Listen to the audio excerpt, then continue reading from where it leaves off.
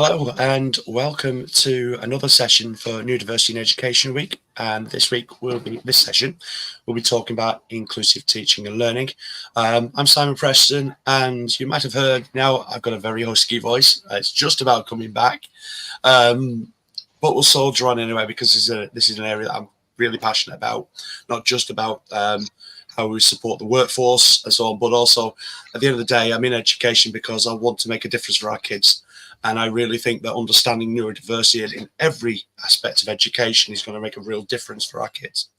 So we're going to talk about inclusive teaching and learning. Before we start with all the questions that we've got, we're just going to ask our brilliant panelists to introduce themselves, and then we'll get cracking. So should we start with Dr. Ellie Brickwood? Hi, so I'm Ellie Brickwood. I am a senior lecturer in primary education at the University of Huddersfield. So I'm also course leader for the primary education with QTS. So I work now with trainee teachers. I've worked for 20 odd years in primary education and also in alternative provision. And I'm really looking forward to this conversation because I'm really passionate about supporting neurodivergent trainee teachers to succeed in their training to become teachers, so that they can be those role models and show that understanding for children, that learners that they're working with. I am ADHD and autistic, so part of my ADHD means that I am probably going to move around exactly like this through most of the session, so I'm sorry if it makes anybody a little bit dizzy, but it will help me focus. Thanks. Super, thank you. And just to plug your wonderful webinar that you did as well the other day, Thriving Over Surviving, really good. I definitely recommend anybody to come back onto the website and have a look at that, because it's very informative. So thank you and welcome, Ellie. And then I'll go to Catherine Fraser-Andrews. Hello, I'm Catherine. I'm a specialist inclusion teacher for a local authority. And I'm also studying for my doctoral degree in emotional diversity, so which is quite a significant part of neurodiversity. And I set up and I ran a specialist provision for children identified with communication interaction needs. So what that really means is autistic children with ADHD. At secondary school, and it was just the most phenomenal, enriching, rewarding, and valuable learning experience for me. So I'm hoping, I'm excited for this opportunity to share what I learned from my children, from my students. So thank you for having me. It's an absolute pleasure being on board. And one of the real fascinating things from our conversation, I'm really interested in that emotion diversity. And I think there's a lot of information from that can be gleaned and will make a big difference. So thank you very much for being part of this. Thank you. And then over to Georgia Bullock. Hi, yes, I'm Georgia. I'm a teacher at the moment. So I've been teaching in mainstream education for about 15 years, I think. I'm history. My background is history. I've come from secondary and I'm currently in sixth form. I've got lived experience. I'm neurodivergent. My children neurodivergent. And I've moved from pastoral to head of department. And I've just moved into a new role that my college has created. And I'm a bridge teacher between the learning support department. So I work very closely learning support. But I'm working specifically with teachers. And so my role is overseeing our EHCP students, how they're getting on in the classroom, working with teachers to create inclusive classrooms, working with teachers to adapt their practice to try and make these rooms places that students who are neurodivergent can feel accepted and everyone can thrive. So I'm here practicing, but also kind of straddling two spheres at the moment, which is really exciting. I'm really enjoying my new role. That's wonderful. Thank you very much, Georgia. And you might have seen Georgia was also on the Neurodivergent Educators panel, which was one of the most popular panels that we've had in the week. And a lot of people were quite inspired by it. And I think it's really good that, other neurodivergent educators, listening to the experiences and being able to resonate with them as well about those experiences, and why it's important for supportive approaches to really enabling neurodivergent educators to be able to do what they can with the lived experience, which has already been mentioned, and that's what sort of brings us together, isn't it? Because we've all had that lived experience that can make a real difference, and we bring it to the classroom. And for me personally, it's one of the main reasons why I came into teaching in the first place, is because I know how it felt, and I can now go back and help and try and help other children to not have to go through that kind of difficulties as well. And yeah, that's wonderful. I'm not going to talk too much about that because I think we're going to be hitting on that at some point with the questions. So welcome, and we're going to just go into the first question. So I'm going to just put it into the page because my voice is interesting. Right. So first question is, in what ways can neurodiversity positively contribute to the overall learning experience for all students in a classroom setting? So we'll do the open floor bit because I don't like to say you first, because not anybody likes to go first. So let's say anybody would like to go first. Yeah, well, I'll go first on that one if you want. Okay. So yeah, I mean, in my webinar, the Thriving Over Surviving, I talked a lot about universal design for learning. Universal design for learning is huge, and if educators haven't come across it before, I think it's really important to consider that actually when we meet the needs of neurodiverse or neurodivergent learners, what we're effectively doing is meeting the needs of so many learners. So, there are lots of challenges around conversations around neurodivergent learners. I make the mistake of being on Twitter sometimes and I say I make the mistake because people keep saying to me, oh, why don't you leave? But it's that thing that I want to know what people are thinking. And, I see a lot of conversations around, oh, but how am I going to meet the needs of one neurodiverse or neurodivergent learner when I've got 29 others? And actually, you meet the needs of one neurodivergent learner, you meet the needs of 30 people in the classroom. And it's, in terms of all learners, all that learning experience, that, what we should be developing in learners is an appreciation of the people around them, appreciating what everybody brings to the classroom. I'm really, really open with my trainees. I'm late diagnosed ADHD. For years, I just thought I was really anxious and couldn't cope with different situations, or I could see people who were coping with things and I wasn't. And it was that real sort of beating myself up. And I'm really open with trainees about my neurodiversity, my neurodivergence, because then they learn what that can look like and what that brings. I'm not part of the superpower debate.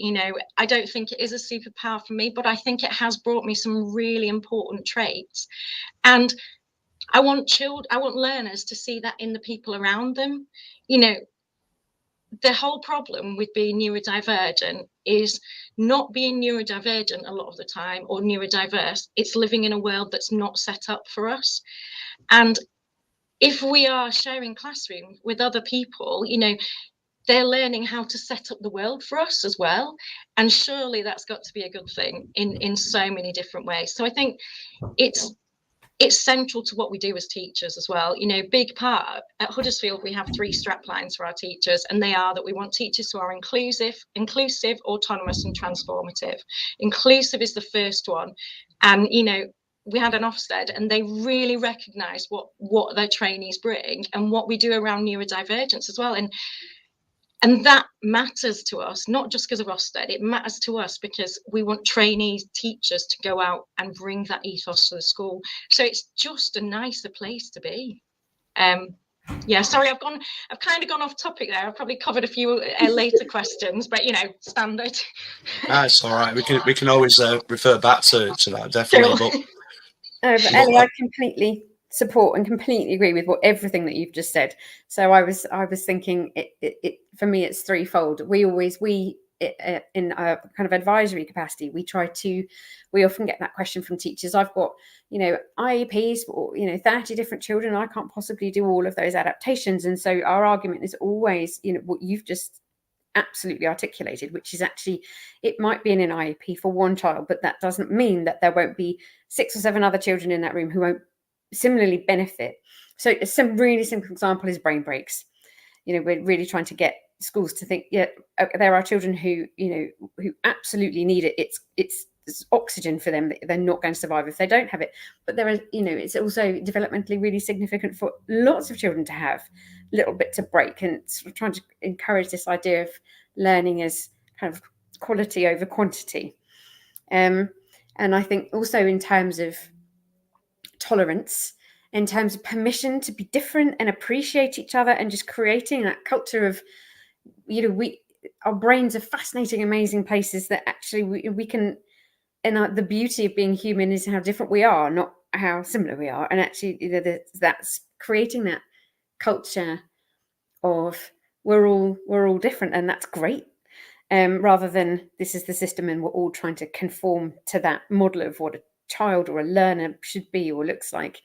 And I think actually, just from from being a teacher, it's a really having a class with neurodivergent children it's an incredible learning opportunity for yourself as well, in terms of they will just, given the opportunity, they'll show you, how it is for them and how it works for them. And then again, you've got all these new tools and for your teacher toolbox that you can then use for future classes that you have and future children that you meet. So I think, literally every day is a school day, but for everyone. So I think it's a privilege. What's your thoughts, Georgia?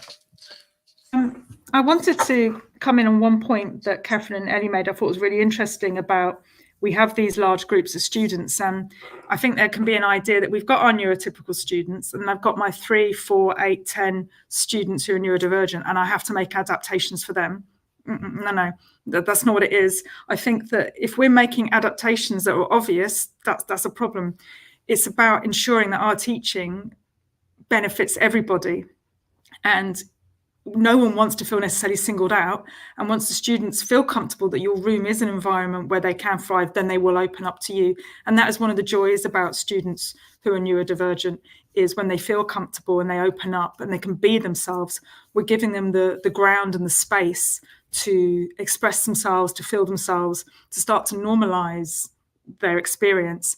And certainly for myself right now in sixth form education, I feel that what I'm helping them do, hopefully, is accept themselves and accept their needs, ready to move on for us into the wider world, whatever that might be, and start to learn what adaptations they can ask for and what they can do for themselves to make that world a more manageable place. And I think as we move, it's quite interesting as we see, Ellie, you're dealing with the youngest years and I'm kind of dealing with some of the oldest. That's quite interesting, that move through where we're hopefully equipping students to be themselves. So if we're thinking about what they bring, Catherine, you were just picking up on this, it's that if they're coming in and being themselves and the students around them are learning that this is what it means to be neurodivergent, and yeah, we're all different, and that's exactly how it is. It's kind of full circle that we are all different and the teaching is adapted to everyone and it benefits everyone. And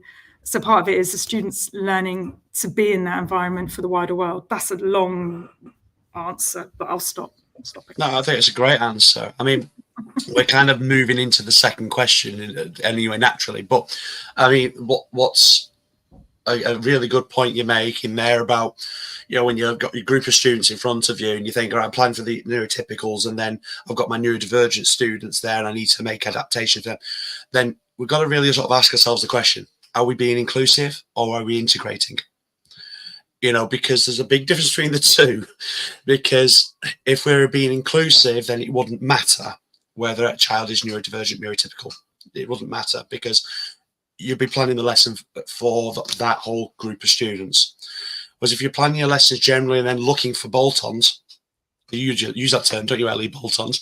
If you have bolt-on activities or accommodations, you're actually integrating into a fixed environment, which is not inclusion.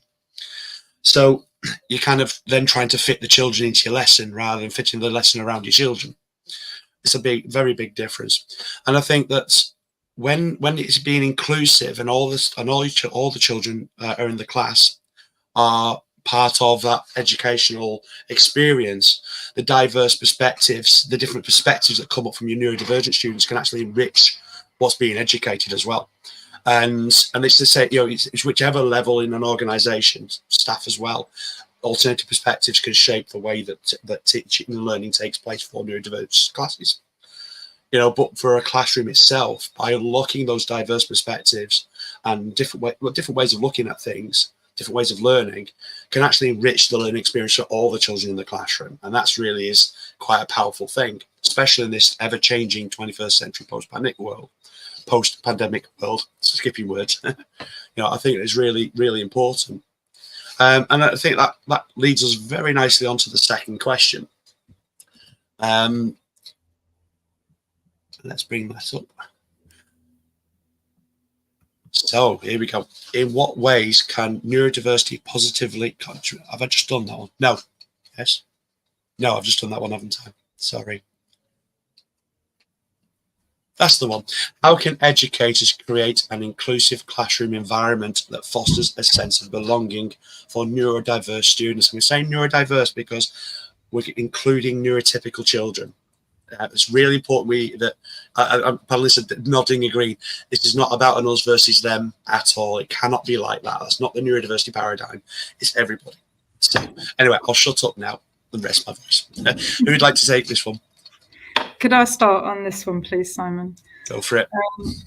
When I'm talking to staff, one of the things I say is about how it is essential for some but useful for all. And I think that's really my starting point. For teachers, we have to think about our kind of starting point and our starting practice. And I think students need to feel safe in our rooms. So this is my big one. I think students need to feel safe. Everyone needs to feel that they're safe and they belong. And there are things that teachers can do to create that safe experience. And exactly as you say, Simon, this is for everybody. And I think one of the things that I think really stands out for me, and it's the easiest one, is clear and consistent routines and boundaries. It's my number one. And being neurodivergent, I think that's what I've had to create in my life. And that's what I've learned that is so essential. If you think back to the teachers you felt most comfortable with at school, it was often those ones who were, say, strict, to use that word, but were fair. Fairness is very important, and were clear, and you knew where you were going to be. You knew what the expectations were. You knew how you handed in your homework. You knew what the starter activity was going to look like and how it would be presented. You know what the exit ticket's going to be. You know what the process is for asking a question, answering questions. And it was always applied consistently and fairly. And I think that's my starting point for all lessons and for teachers. And it's the first thing I always talk about when I'm talking about what at my college we call quality first teaching. There's lots of terms for it. It's about having that environment that is a safe space, and the teacher owns that space with clear, consistent routines and boundaries. That's my starting point. I've got lots to say, but I'm going to stop. Well, I'll be the follow-up question to this is some examples. So I definitely think we'll be able to go into that. Can I build on that safety element? Because I think that is absolutely key, and it's something we talk about a lot at the university, because the joy of teaching, the reason we're all teachers is because of the relationships we build with learners. I was so overwhelmed last year because I went into our BA1 year group and I looked around at people, and there was a couple of children, learners at sort of 18, 19, who I used to teach when they were 9. It was that huge, but that's why we do what we do, because we get to make a difference to children's lives, to learners' lives. And I think it's the best way to build those really safe relationships for me is that consistency. Absolutely.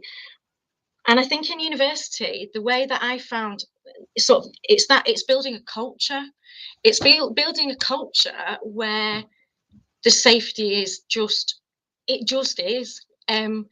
So there are some examples, and I'll talk about them in the next question. Examples of adaptations that my line manager and things have used with me, and things that I'm really open with the trainees about, because actually then they feel they can have a conversation with me about their needs, and then it's okay.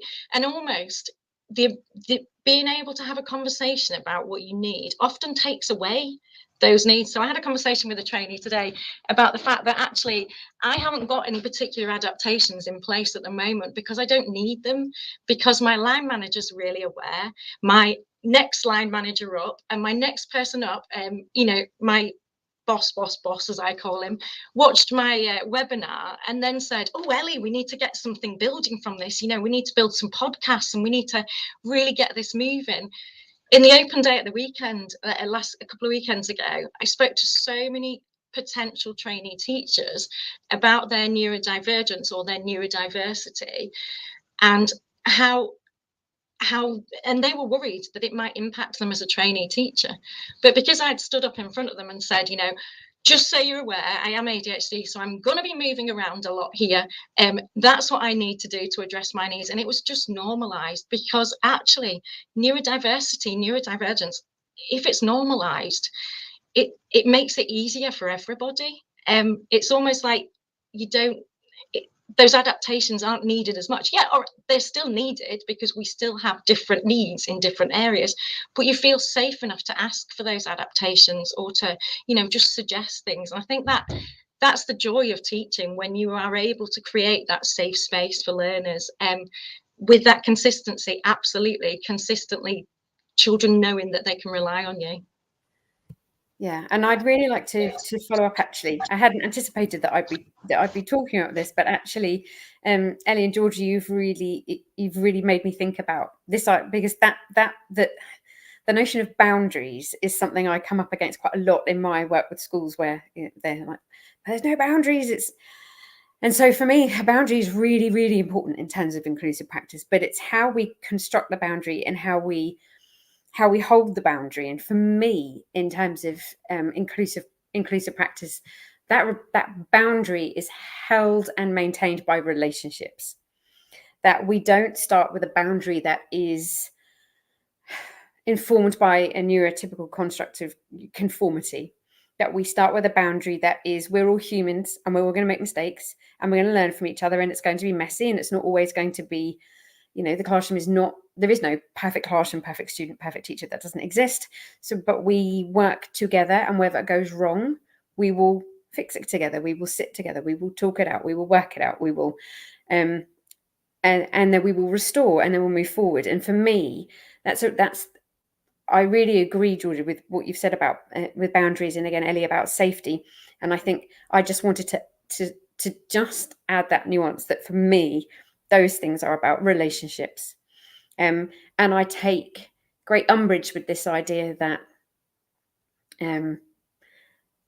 it's difficult to form relationships with neurodivergent children. Neurodivergent children are absolutely wonderful and hilarious and really, really compassionate and caring. And in all the experience that I've had of teaching neurodivergent children, they've just been absolutely beautiful human beings who are desperate for relationships and really appreciate it, and really bloom and blossom within that kind of, okay, because we don't want them to learn a boundary that is this is a neurotypical boundary.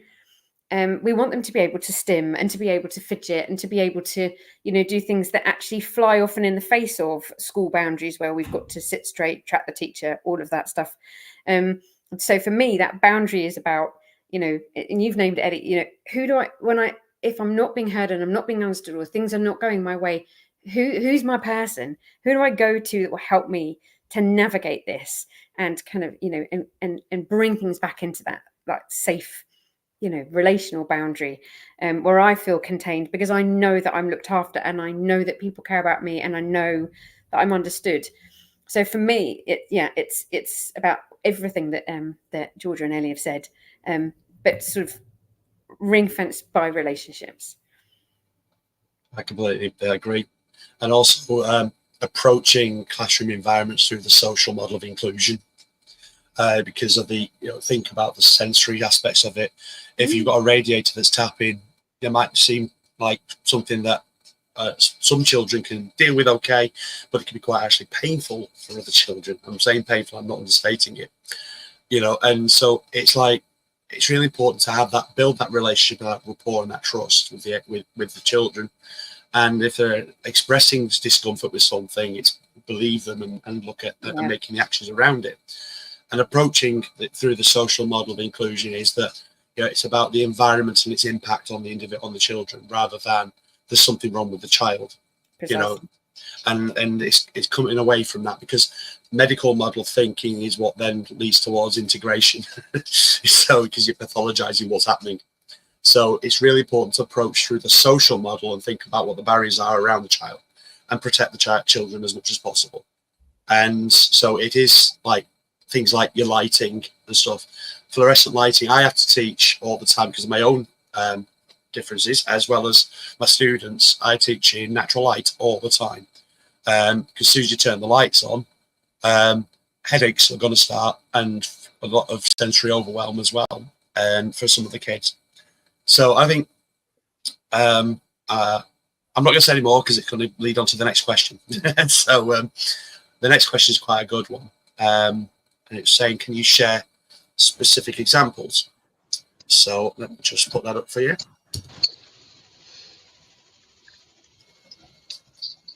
Here we go. Can you share specific examples of inclusive teaching practices effectively supporting neurodivergent students? Yep. So sorry. I'm like, yes. No, it was great. It was really enthusiastic. Absolutely. So I think this is a huge thing for me, because I really, not knowing I was ADHD, or I'm not diagnosed autistic, but I know I'm autistic. I'm self-diagnosed autistic, but not knowing I was ADHD, I've spent the entirety of my life watching people around me and thinking, how are they coping with that noise, or how are they coping with that light, and then realizing actually they're not feeling it in the same way, or it's not hitting them in the same way it is for me. So in terms of inclusive practices, now obviously I work with trainee teachers, but my aim is that if we work inclusively with trainee teachers, they're then going to go out and work inclusively with children. And obviously we teach them that, you know, as working as part of what we do. But I also share lots that I've had. So we had Ofsted last year, and people would think, Ofsted. It was an amazing experience, I have to say, because every meeting when I went into meetings, and I had loads, I said to every Ofsted inspector, I am ADHD and autistic. I have a fidget cube. That means I'm going to fidget, but it's to regulate me. So don't worry about me being anxious, because obviously they have that duty of care. You know, I said, don't worry about me being anxious. One Ofsted inspector then went on to really deep dive into how we do work around neurodiversity and neurodivergence, because it was a real interest of theirs. Another asked me whether I was okay with eye contact or not, or whether I wanted to move where I was sitting to potentially do that. And obviously, you know, that's that kind of stereotype potentially, but actually I struggle with eye contact in that situation anyway. But it was just one of the most inclusive experiences that I've had. And you wouldn't, maybe not what you'd imagine. I also had a line manager at the time who walked me to the offices and helped me work out where to sit in meetings, in terms of the light coming in terms of where might be good, in terms of putting my papers in place. And even to the extent that, I said things like, what do I do? So I've got a meeting in this room, then I'm moving to this room. Do I knock on the door when I've finished, or what do I do? And it was all just dealt with. And it was just, that sort of practice is transformational. And in terms of sharing that with trainees, so I have that conversation with trainees, because I am very, I think that's the way we make a difference, if we can share our lived experiences as well as the research and all that. So I had that conversation, and then I've had trainees coming to ask me about having conversations with school about, could they wear a t-shirt, a smart t-shirt, instead of a shirt and tie, because they find it really constrictive. Could a trainee have something, have like a 2-minute break before break time, so that they could just re-regulate if needed? Could a trainee take fidget toys into practice with them and use those as regulation techniques? And whilst those are trainee teachers, that's then what they build into their practice. And I sort of not enforce with them, but I reiterate with them that actually, these are adaptations things. They're really tiny adaptations. They don't impact, they don't hurt anybody. So ask for what you can, build that culture where you ask for what you can, but then also be really aware that these things are not going to change necessarily. And, you know, we can do all these adaptations, but if there is a buzzing light, then be aware of it and build relationships with the learners where they can tell you that and you can listen to them. So just as you were saying, Simon, you know, listen to your learners, which relationships, safety, everything we've been saying. And, you know, I know, is it Catherine, sorry, you were talking about part of your work's around emotional awareness. Neurodivergent learners are some of the most emotionally aware people that I know, because they've had to be to get to this point. So listening to them when they tell you things is just absolutely key. So there's no, basically, I don't think there's a tick box we can do with this. It's not a tick box. It's a listening and responding. And like I said in my webinar, even if you can't do something to make that buzzing stop, the fact that somebody can tell you and you've listened and you said, oh, I'm really sorry. Yeah, I can see why that must be annoying. You've listened. That's a start. Sorry, I could go on about that one. No, I could not agree. I could not agree with you more, Ellie. And that's exactly what I was going to say. I think, you know, in my advisory role, that's what we get a lot of, you know, people who want, you know, 10 tricks and hints for teaching neurodivergent children, or just, no, you're teaching children, they're human beings, and they're all individual, and you need to do exactly that. You need to go and work out what works for them. And it's that, again, it's challenging some of that idea around, you've met one autistic person, and that actually, you know, there are, for me, there are some commonalities, light being one. I used to have a class where if the lights were on, they would hiss, which was just spectacular, just to tell me, turn the lights on, which was just wonderful. But again, it's about they felt safe enough to communicate that. And but it is, you've got to set up channels for communication that are not, as you've said, and you named it, Simon, at the beginning, and this is not, we set up the classroom and then we adapt it for neurodivergent children. We set up a classroom from the beginning that works for everybody, with the capacity that if we need to adapt things as they arise, then we do. But that's the starting point. That's what you said, isn't it, George? That's our starting point of, you know. And it is, I think, also just as well from in my advisory capacity, I completely agree with what you've just said, Ellie, that actually a lot of the time when we go into schools, we're kind of right at the end of, we've tried this and this and this and this and this and this, and we've got to these really massive kind of adaptations with it, and unsustainable and not helping anybody, and they really stigmatize the child, and they're not manageable for the school. And then there's this sort of feeling of, we've done so much. So that in itself is not inclusive, because, again, the social model of disability is that the environment is causing the issue, not the child.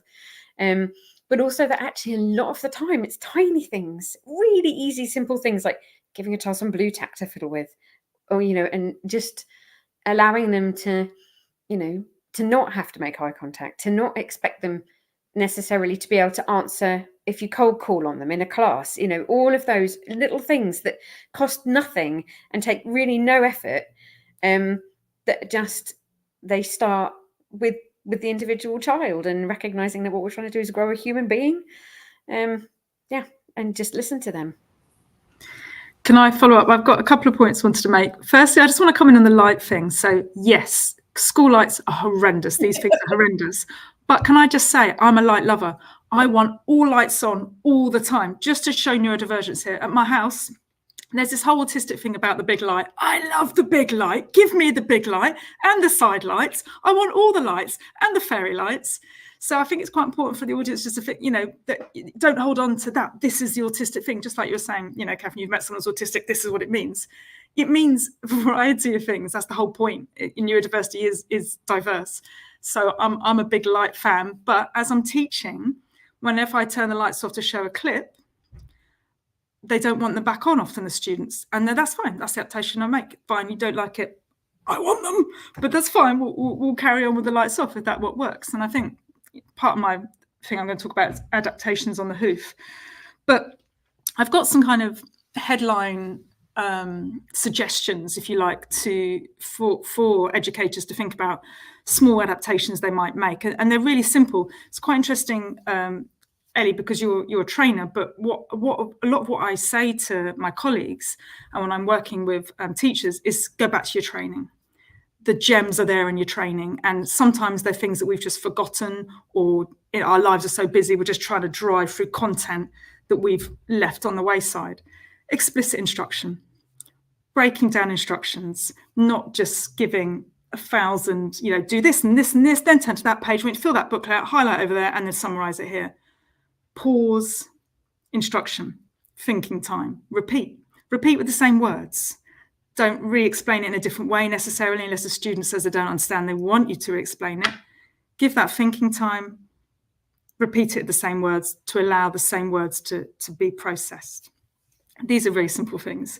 A big one that I feel very strongly about is retrieval practice. And as a historian, this is what we do. It's our bread and butter. And I've been working within our department, really building this for the past 2 years.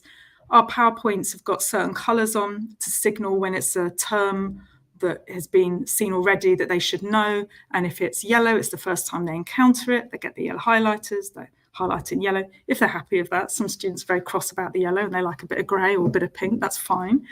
And then red means we're revisiting it. So what does this term mean? So trying to give those signals to students when you are recapping and retrieving. And certainly in a secondary school, we know what those corridors are like. They're moving between classes. Something's just happened in the corridor. They've just had maths. They hate history. They've come into your class. They need that time to get into your lesson. And that's really what, as we all know, starters and retrieval practice are really good for. Scaffolding. So bread and butter again, how do you scaffold and model to your students how to do things? Scaffolding is key, and scaffolding doesn't need to go. Scaffolding doesn't need to go. That's fine. We have A-level essay plans that we've created, and the students love them. We're spending a lot of money on photocopying these essay plans. They love them, and that's fine. And they use them right up to the exam, and that's fine. It's not that you give something, then you have to withdraw it, and they have to have learnt it. Whatever adaptations you make can continue. And then I'm going to come back to what I imagine you talk about a lot, Ellie, and that's lesson planning. When we went into teaching, we did lesson plans. Go back to your lesson plans. What's that lesson for? Where's the beginning? Where's the end? What's happening here? When the students are in the lesson at this point, do they know where they are? Do they know what they're heading towards? From an A-level perspective, and GCSE, where does it fit into the syllabus? What's this for the exam? I imagine this must be the same for SATs. Where are they going to be able to use this? Where is it going? Where is it heading? I've got children. What did you learn in history today? I don't know. And that terrifies me. And they say, I've done this. Why did you do it? I don't know. Hopefully, and of course, they might not know, that's just my kids, but do they know what the purpose of that lesson is to make it meaningful, and so they understand what's happening and how, and that fits into metacognition as well. That's my run through of my kind of top tips. And these are things that we as educators know, and they're all in our arsenal.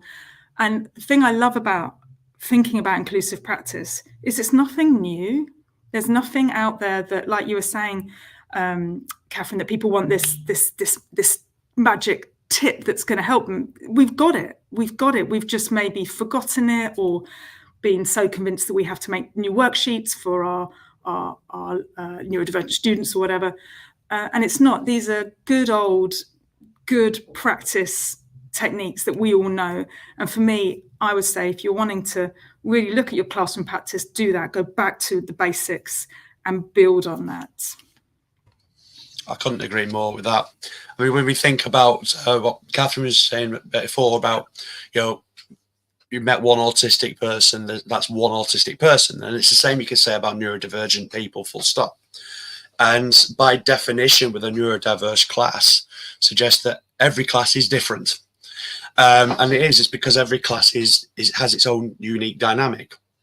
And that's why there isn't a one-size-fits-all approach to this at all. You have to respond to the needs of the group in front of you, and which means that you have to get to know them. You've really got to understand who they are and what makes them tick. And the other thing with adopting the social model of inclusion as well is that what may work, you might, as a math teacher, nothing wrong with maths, by the way, Georgia. As a maths teacher, we always get landed with this with maths, don't we? But as a maths teacher, the group in front of me, when I'm teaching them maths, may react very differently to the subject and its areas because of individual strengths and challenges with that subject than when the English teacher comes in. So it's important as a teacher that you take on board everything that's in front of you and try not to be swayed by other people's viewpoints on individual children, because that's in their subjects. And the other thing would be things like the first go-to place if a child has an EHCP. You go to the HCP and learn about the child. That again is contextual based, and quite often where they were in their previous setting. A different context, a different environment doesn't necessarily mean that they're going to have the same challenges in the environment you're in. In fact, new challenges may surface. So it's really important to be dynamic in your approach and react to the needs of the children in front of you. And you're saying there about the corridors as well. That happened to my daughter because my daughter's autistic. She's in a special school now. She's loving it. But when she was in the mainstream, she found it difficult going between classrooms quite often. One time she was walking through she made her own sort of route to classes to try and avoid the crowds as much as possible. But one time that one of the exits was fixed closed and she couldn't go anywhere, so she went into complete meltdown. But it was a behaviour that was picked up on, and it sounded like they view behaviour as a sign of unmet need. There's a trigger, and you get to the root cause of that, and you deal with the root cause. It's like when you're blowing out candles in a birthday cake, and how annoying it is when you're blowing out trying to blow out the flames, but you're not blowing out. You need to blow it at the wick, at the root cause, to put out the flame. It's the same kind of thing. If a child is showing dysregulation, understand and listen to the root cause of what that is as much as you possibly can, and then address that, and that helps to de-escalate and co-regulate more than anything in a calm way. So I don't know how much that comes across with this voice, but anyway. So we're moving on quite nicely, and I think this is going to be quite a good question. We kind of touched on it really already.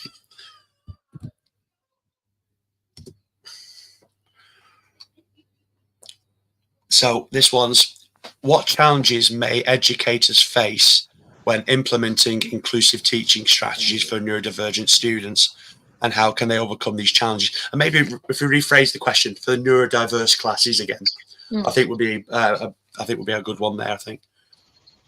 Yeah, I think we've all sort of touched on it really, haven't we? That things change, and things change really rapidly. I had a conversation with one of my students today about the fact that he's just bought a new planner, thinking that that's going to make this huge difference. I mean, it's an old joke, isn't it, about, oh, how many planners has an ADHD person got? Well, yeah. And I mean, I showed my planner, which has one day filled in and nothing else, because I actually can't do it. And however many times somebody sits with me to break down that skill of filling in a planner and filling in my timetable, this is where my brain doesn't work so well. It just doesn't do that bit. It really finds it really stressful. However hard I try with it, it's not going to make it any easier. So, and that's really difficult for teachers to grasp sometimes, because we think, oh, well, if we put in this adaptation, or like you said, Georgia, about the scaffolding doesn't have to be removed, because actually I need scaffolding with my diary filling in for the rest of my life, potentially. But I don't need it in other ways. So I was in charge of putting timetables together, because interestingly, I didn't realize until you'd said it to me in a meeting we had, Simon, but I do see timetables in 3D. I don't see my own diary in 3D, not in any way, shape or form. So I was doing the student timetables. And this is the bit that it's about educators understanding that that's the case, and understanding that you might suggest something as an adaptation. It might work for one day. People have said to me, Post-it notes, and I absolutely love Post-it notes. I had them all over my computer for ages, until about a week in, and I stopped seeing the Post-it notes. They just didn't exist for me anymore.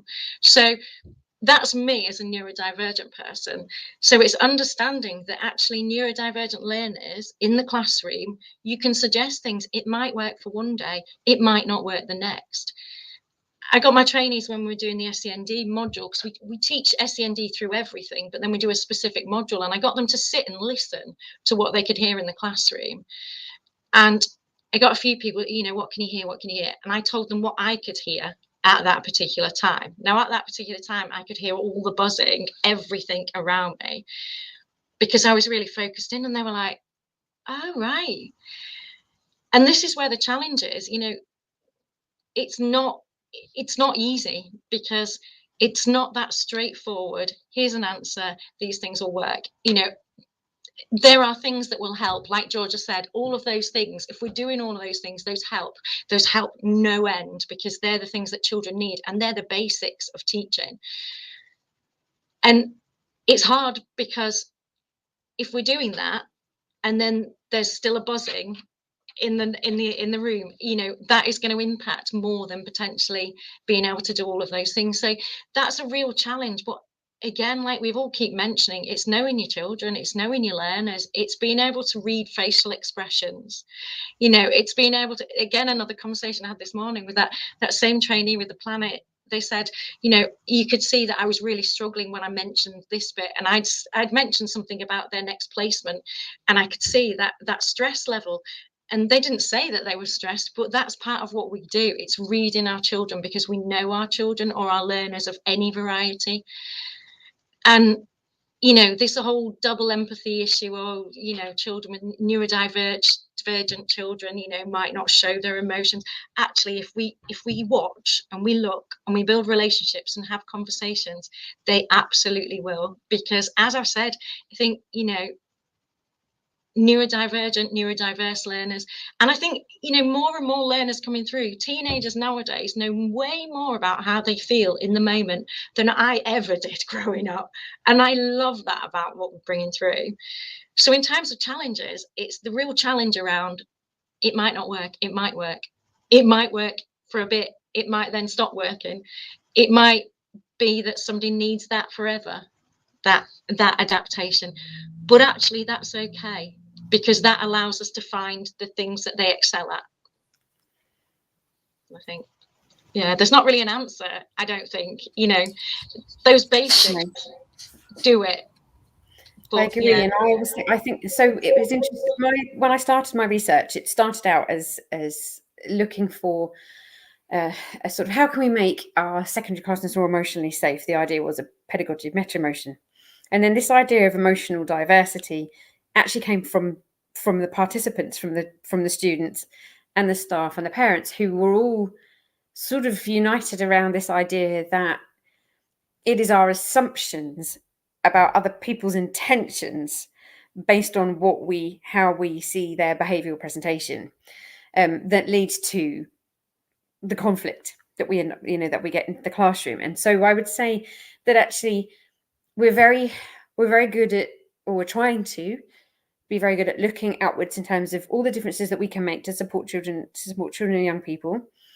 But the biggest difference I think we can make as an inclusive practitioner is inward looking, in terms of our own assumptions, challenging our own assumptions, our own lack of curiosity, and just even recognizing that actually we do have our own norms, values, and ways that things should be, but that they are one of, so does everybody else.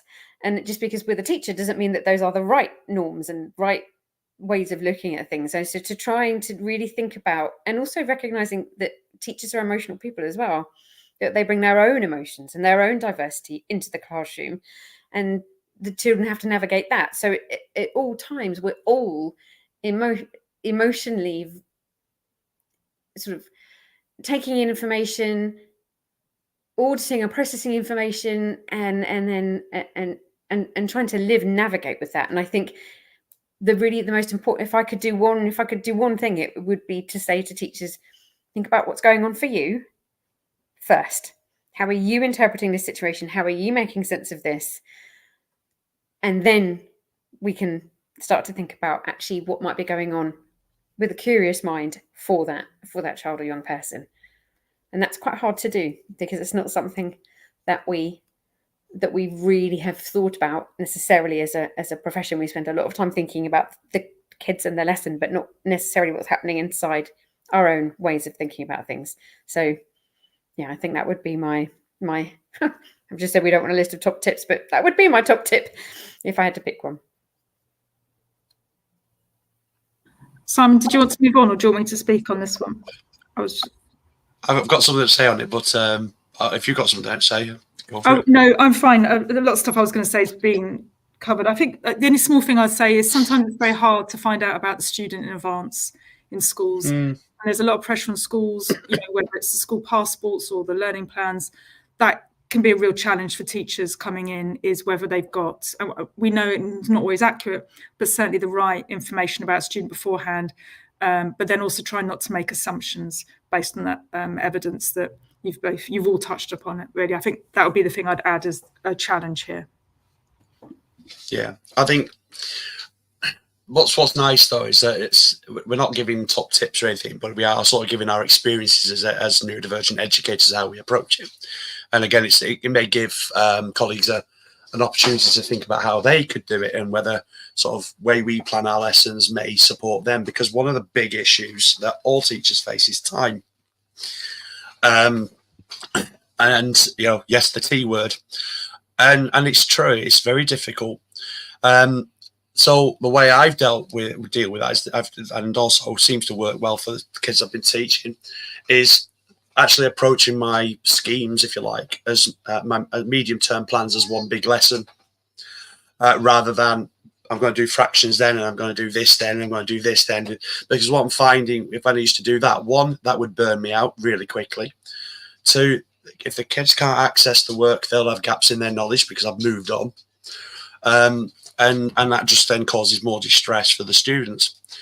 Whereas by having that one big trajectory from, where do I want them to be at the end of this unit? And like you're saying, we don't know the kids sometimes when they're coming in. So we have to establish a baseline to it, then plan that trajectory.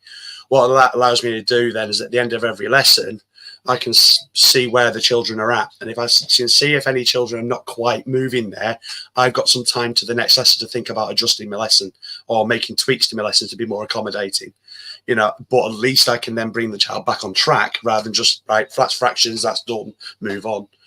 And so, the one big lesson approach works a bit better. Plus, because I'm a visual perception brain, I can see these things happening with the kids as we're going along. I observe quite well how kids are progressing in the lessons. So that information then allows me then to think about what am I going to approach the next lesson? Am I going to help a child to catch up? Or if a child's really excelling and it's becoming a bit too easy, okay, stretch and challenge. How am I going to sort of add some depth to it? So I find that planning one big lesson really helps from me as a neurodivergent educator, but also benefits the children as well because they feel like they're on a journey too. If that made any sense.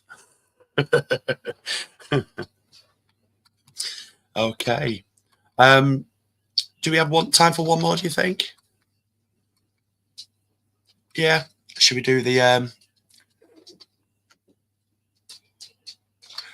yes, that'll be my dog. I apologize. Let me put this question in. Yeah, it's funny because Ellie was talking about noises. I was like, oh my God, there's a dog, there's a dog, there's a dog, there's a dog. It's all I could hear was the dog. And I was like, why is no one else reacting? I heard it as well. I want to say, where's the dog?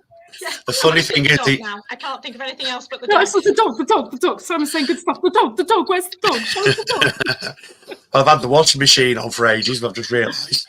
I think these are noise cancelling for me, not necessarily for anybody else. Okay, let's have a look then. Right, we'll have one more question. And if anybody is watching wants to leave a question, please do. We're happy to have a chat about it. Right.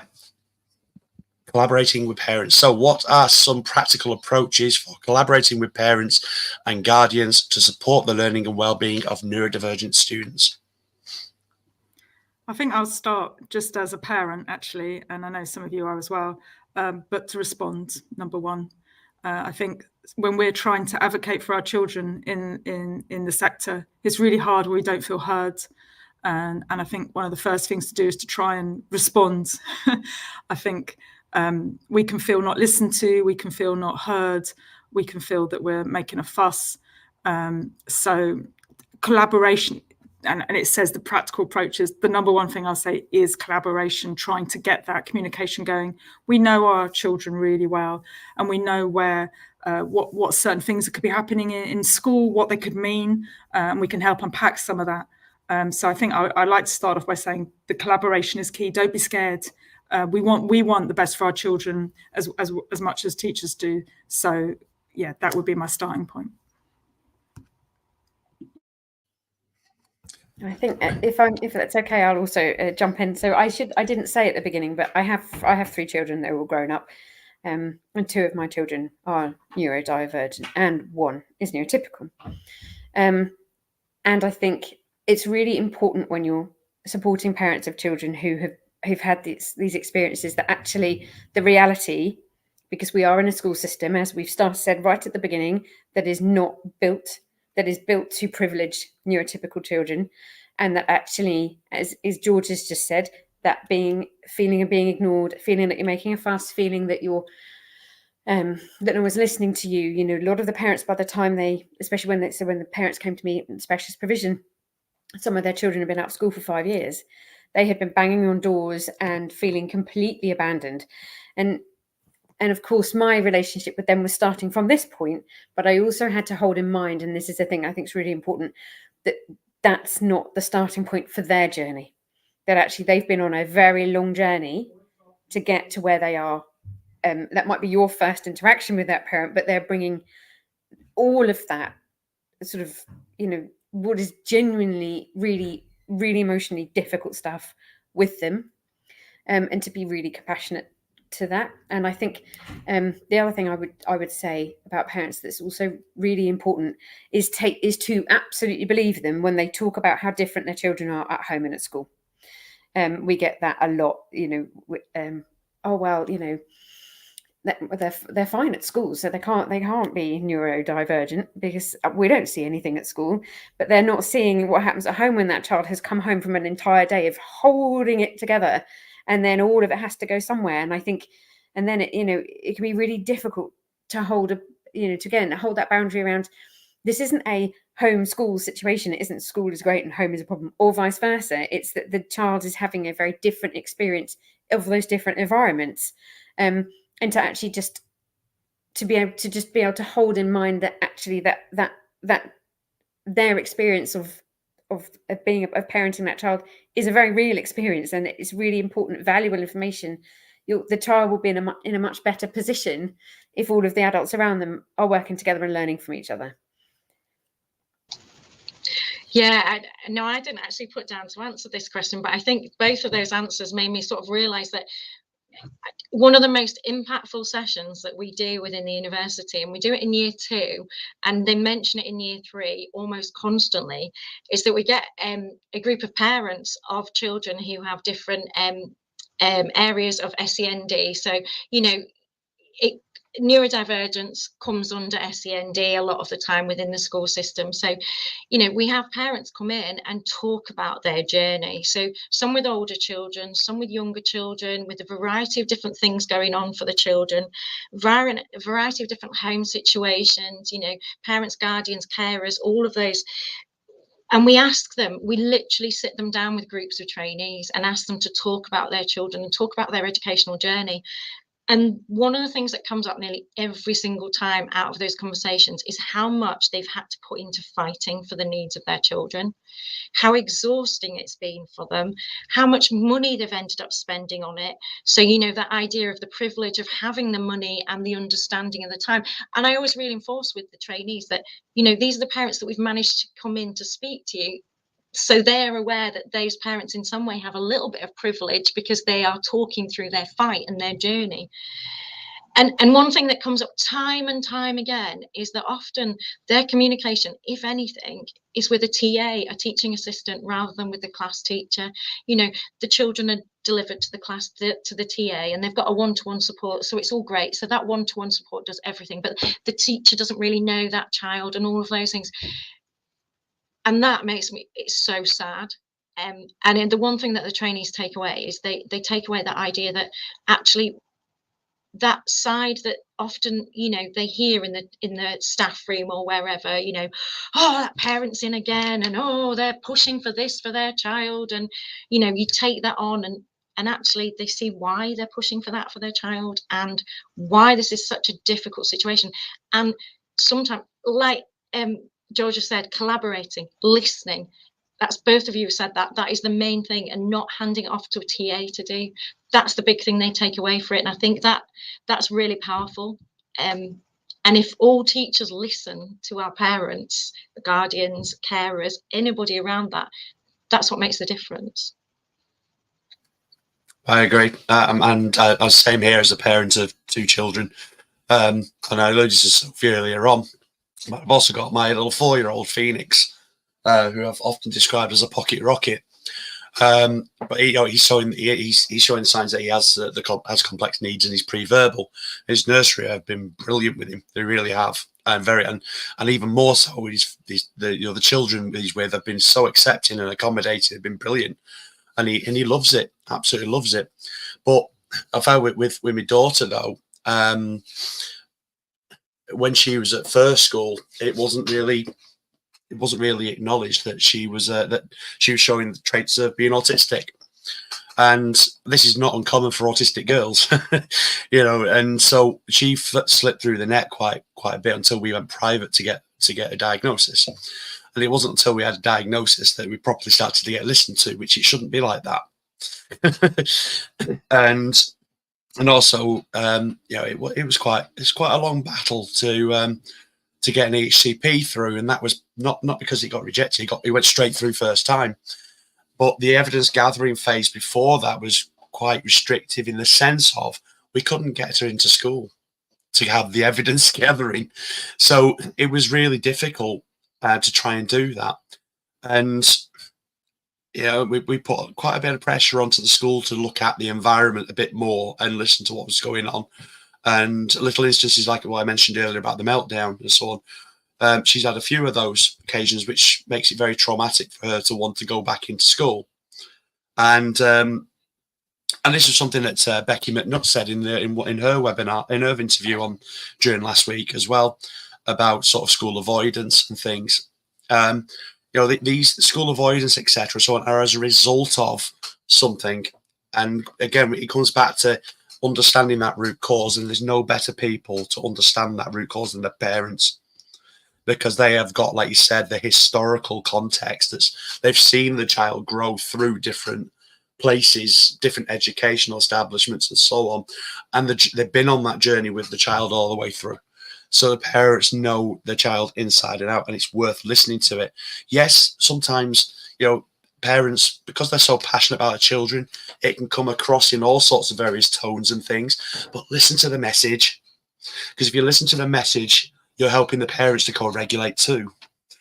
So and then that's when it turns from a confrontation into a collaboration, and that is really, really crucial. Don't ever underestimate the knowledge that parents have of their children. So we've gone on for 5 minutes more. I know we could talk for absolutely ages. We can. Well, I can't. I'm going now. Do you have any last closing comments you'd like to make each, and then we can draw it to a close? Who would like to go first? Right, go on. I'll go first. Very Okay. briefly. Let me go as briefly as I can. I think we're not saying anything new. We're not saying anything different. What we're saying is relationships are key. Knowing what you're doing, knowing your learners, listening to your learners. I think that is the biggest thing. Understanding, listening to try and understand as well. Taking into account the fact that you might not hear anything, they might hear something. It's all of those things. It's learning, it's trying, and you can't fail if you're trying. That's the thing, isn't it? If you're trying to be inclusive, then actually that's a huge part of inclusion, trying to do your best with it. we can get really stressed about, are we inclusive enough? Are we inclusive enough? If you're asking yourself that question, you probably are doing a really good job at inclusion. Yeah, and I think that has to be at the heart of what we do, because that is the job: inclusion, relationships, teaching everybody that's in front of you. And the big thing, you know, all of we're talking about here is watching children, learners develop into being amazing human beings, whatever that human being is. That's the bit, that's the joy of it, and celebrating that. That's not even short, is it? Sorry, got carried away. It's fine. I think I'll go next. I think I'm going to go back to my first point. I think I've been umming and ahhing away up all sorts of things. Right, I'm going with consistency, routine, and 2 words I haven't said, which is warmth and praise. I think that's going to be my closing nugget, I think, because that's what I feel is really important. Super. Yeah, it's hard to follow Georgia and Ellie, really, but I think yeah, the big takeaway, what would I like people to really think about in terms of it's thinking about, actually, when we're dealing with all children, neurodiverse children, neurodivergent children, all children, what we're trying to do is help them to learn to be the best version of them for their own benefit and for their lives, and that we're not, and that includes things like, so as Ellie mentioned, diaries and planners and all of, you know, things that sometimes will be useful for some and not for others, but we're not trying to stop them being neurodivergent. We're trying to harness the beauty of that and help them to be the best version of themselves that they can be. And I think we've still got quite a way to go before we really embrace that as an idea in schools. So yeah, that would be my neurodivergent for life. There you go. That's my parting comment. Always have been, always will be. Yeah. And neurodivergent children grow up into being neurodivergent adults. That's got to be remembered, hasn't it? Yeah, absolutely that.